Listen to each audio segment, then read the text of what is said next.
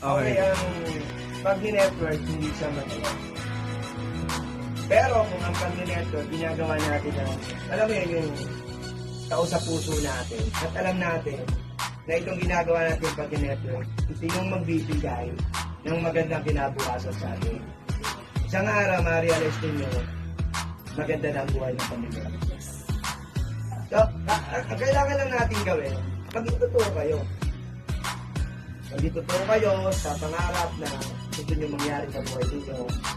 At huwag na huwag nyo ipananakaw ang pangarap nyo sa mga tao na wala naman na itutulong sa pagtito. Maganda ang networking. Tulungan natin to. Dito ako isang araw.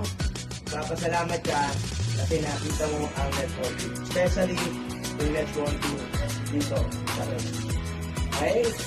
So again, mga ka-network, kailangan nyo lang maging matatag sa pag-network natin. Nakahit na may mga pagkakataon na narinig kayo, tanggapin ninyo ng buo. Kapagkat ang negosyo natin, this is a business of rejection. The more you reject, the more you chance na makakuha ng tamang tao na makasama. Okay? Okay. Thank you!